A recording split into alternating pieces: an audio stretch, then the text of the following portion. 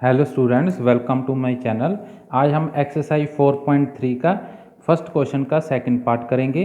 अगर आपको मेरा वीडियो अच्छे से समझ आए तो आप मेरे चैनल को सब्सक्राइब कर सकते हैं, लाइक कीजिए और ज़्यादा से ज़्यादा वीडियो को शेयर भी कर सकते हैं। देखिए फर्स्ट क्वेश्चन में क्या कहा है, find the root of the following quadratic equation if they exist by the method of completing square.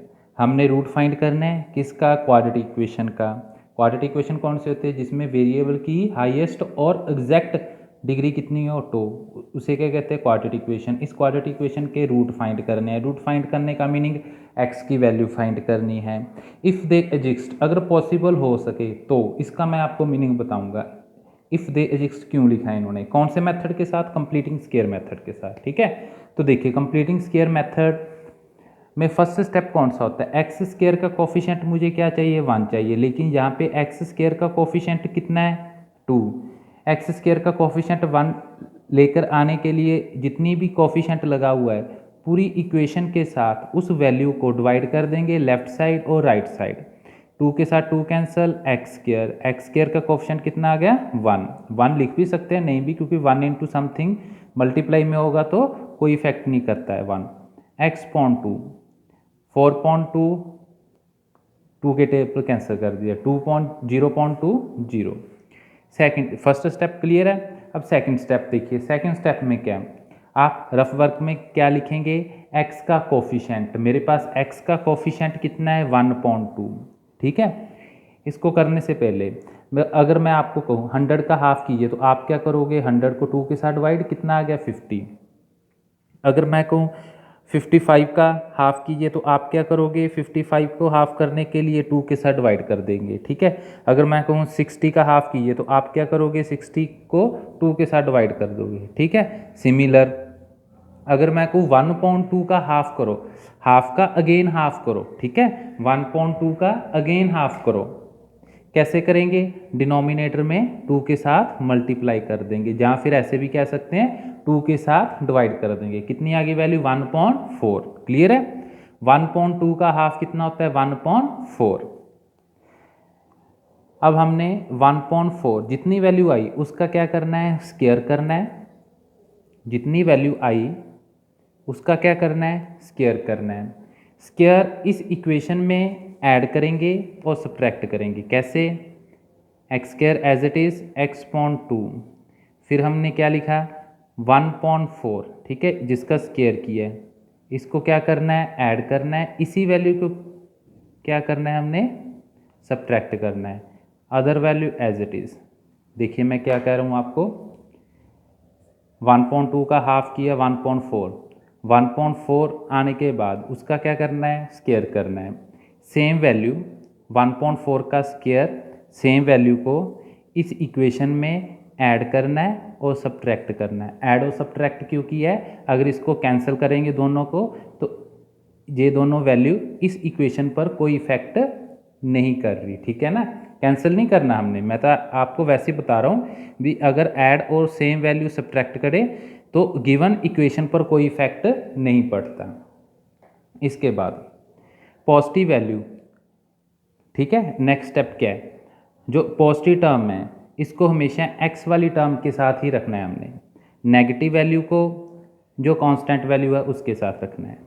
Clear है। अब देखिए ये कौन सा फॉर्मूला बन गया, इसको करने से पहले आप देखिए हमारे पास एक फॉर्मूला होता है a प्लस बी का होल स्क्वायर, किसकी इक्वल होता है, ए square plus b square plus 2ab।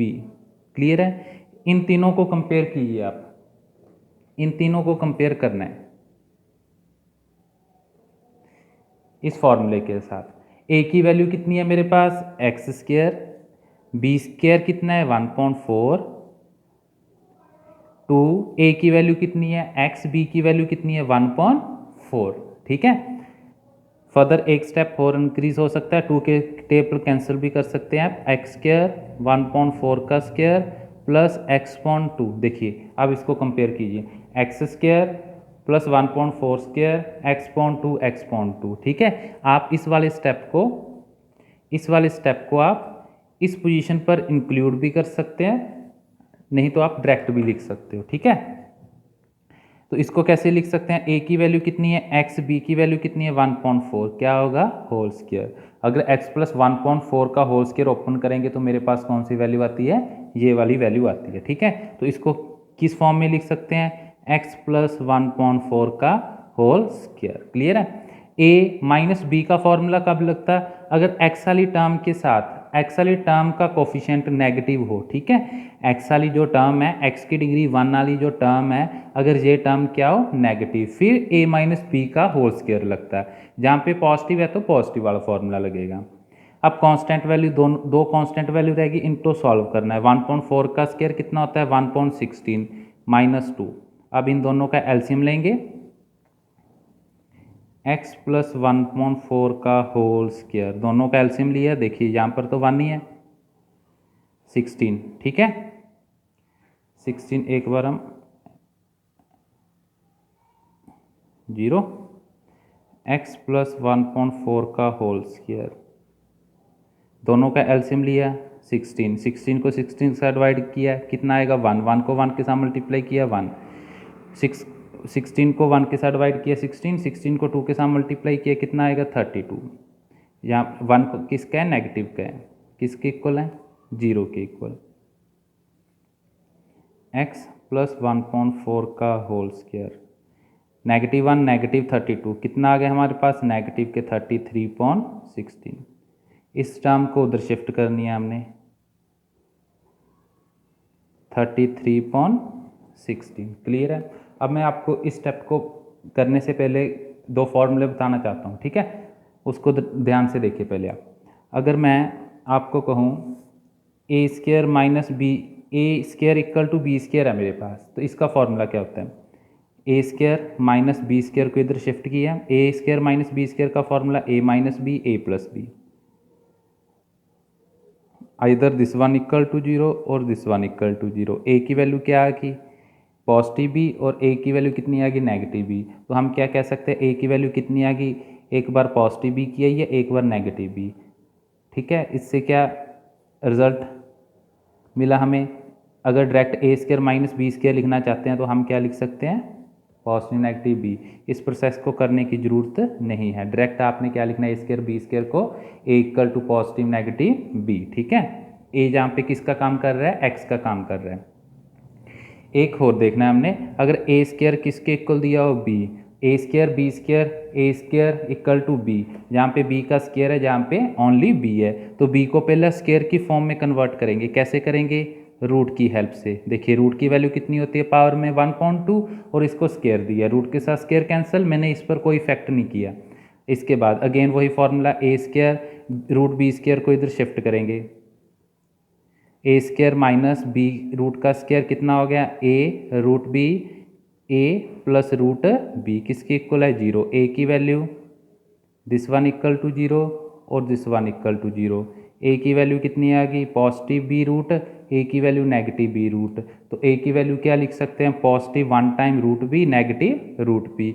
ठीक है, तो इसको डायरेक्ट हम क्या लिख सकते हैं, a square equal to b को a equal to plus minus root B.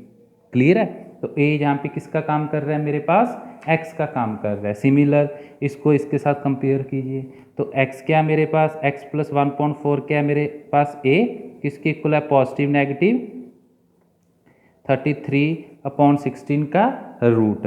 ठीक है, अगर रूट में से कोई वैल्यू परफेक्ट स्क्वायर है तो हम उसको कन्वर्ट कर सकते हैं, जैसे 16 4 का परफेक्ट स्क्वायर है तो रूट से बाहर शिफ्ट हो सकता है। ठीक है, आपकी इच्छा शिफ्ट कर भी सकते हो नहीं भी।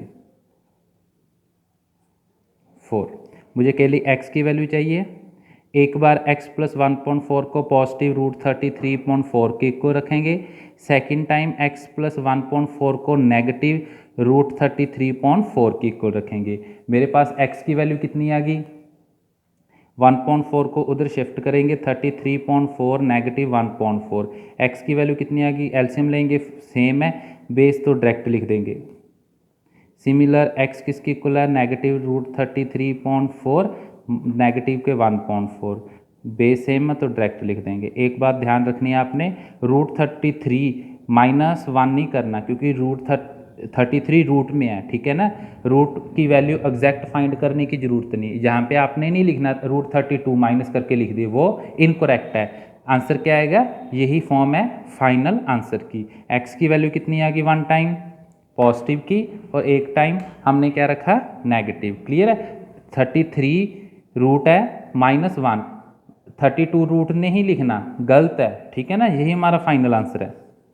अगर 1 माइनस करना चाहते हो तो रूट 33 की एग्जैक्ट वैल्यू फाइंड करने की ज़रूरत है हमें, ठीक है ना। तो इस पोजीशन पे इस सम में हमें रूट 33 की वैल्यू फाइंड करने की ज़रूरत नहीं है। क्लियर है। अगर आपको मेरा क्वेश्चन अच्छे से समझ आए तो आप मेरे चैनल को सब्सक्राइब कर सकते हैं, लाइक कीजिए और अपने फ्रेंड के साथ ज़्यादा से ज़्यादा शेयर भी कर सकते हैं।